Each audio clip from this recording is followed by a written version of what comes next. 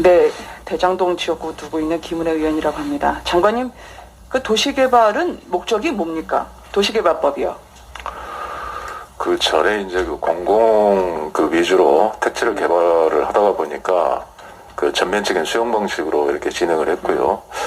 그러다 보니까 이제 그 개인의 그 재산권 침해라든지 이런 부분들도 있었고, 그 다음에 또 다양한 택지 개발을 위해서는 어떤 민간의 그 능력을 빌릴 필요도 있다. 이런 차원에서 처음에 도입 취지가 된 걸로 알고 있습니다. 부합하기 위해서 하시는 거죠. 근데 논란이 된 대장동 사업은 이 도시개발법 취지에 부합하다 보십니까? 맞다 틀리다로 말씀해 주십시오. 부합합니까? 글쎄요, 그 문제를 그렇게 OX로 할 수 있는 문제일까 싶습니다. 네. 세모입니까? 말씀 안 하시면 동의로 듣습니다. 도시개발법으로 땅 수용해서 민간 사업 터준 것이 계속 늘어나는 추세더라고요. 그래프에 2015년 이후에 급증하고 있는데 저희 실에서 보니까 13년간 도시개발 사업 민과 관이 공동 출자한 법인이 한 10건 정도 됐는데요. 화면에 보입니다만 이 중에서 자산관리 이 부분을 공동 출자 회사가 아닌 민간이 가져가게 한 곳이 대장동이 유일합니다. 그러니까 공모 단계에서부터 특정 민간이 수익을 독식하도록 설계해 준 거죠. 화천대유에게 이익을 몰아준 겁니다. 국민에게 이익을 돌려준 게 아니고요. 그래서 화천대유 로드라고 저는 불리는데 국민에게 돈을 받아서 땅 장사를 한 거죠. 장관님, 이게 정상적인 계약이라고 생각하십니까? 그 말씀 언급하신 대로 민관 공동으로 한 SPC 그 사례가 한 11개 정도 되는 걸로 알고 있습니다. 근데 여기서 자산 관리를 유일하게 민간이 가져가도록 공모 지침에서부터 명시를 했습니다. 이게 정상적인 겁니까? 그러니까 그게 그 지자체와 민간의 어떤 자율성을 강조한다는 차원에서 그거는 지정권자하고 그 사업 시행자 간의 어떤 그 계약에 의해서 이루어지는 그런 부분들이기 때문에 이거는 뭐 국토부가 그동안 관리해왔던 사항은 아니라는 말씀드립니다. 지정권자라 하시면 이재명 지사님을 말씀하시는 것 같은데요. 그러면 지정권자의 자율권이 남용되는지 한 번 더 보겠습니다. 도시개발 지침상 임대주택의 의무 확보 비율은 면적으로는 몇 % 정도입니까? 20에서 25% 정도 알고 있습니다. 보통 이제 시장이 결정권자로서 10% 포인트를 플러스 마이너스 둘 수 있죠. 그렇죠. 35% 임대주택으로 집어넣을 수 있는 걸 15%로 턱걸이로 그나마 해뒀습니다. 인색하죠. 기본주택으로 서민 주거안정 도모하신다는데 민간은 수천억 동방석에 앉게 하고 정작 집 없는 국민의 임대주택은 부지를 팔고 6%로 반토막을 냈습니다. 대장동에서 집이 없어서 임대주택 기다리던 서민분들이 뿔뿔이 다 찬바닥으로 내몰렸어요. 장관님, 이 또한 도시개발법 취지에 부합했다고 보십니까? 가급적이면은 어떤 서민을 위한 임대주택 이런 부분이 많이 확보가 됐으면 좋겠습니다만은 뭐 결과적으로 좀 적게 됐고요. 그 과정이 이제 공고 후에 그 공급이 안 되다가 보면은 이렇게 분양용지를 변경할 수도 있다고 그렇게 설명을 하고 있습니다. 네, 공급이 아니라 입찰을 했는데 유찰이 됐었죠. LH에 이제 팔았고요. 땅을 수용당한 원주민들이요. 저가에 수용되고 고가의 땅을 매입해야 하는 이중고에 시달렸습니다.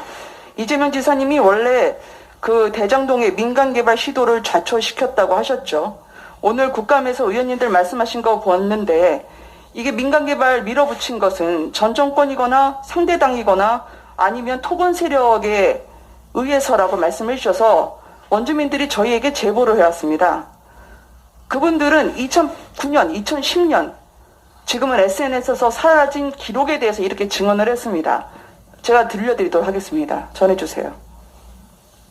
우리 이미 민간개발하려고 땅 계약까지 다 했다. 네네. 그러면서 성남시 집회를 시작을 했어요. 네네. 대장동이 제2의 고향이라면서 다닌 사람이에요.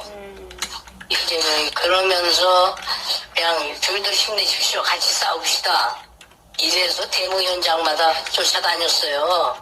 당선인 되고 그 이튿날 대장동을 찾아왔어요. 네네. 찾아와서 어느 소리가 손바닥을 다루 뒤집는 거야.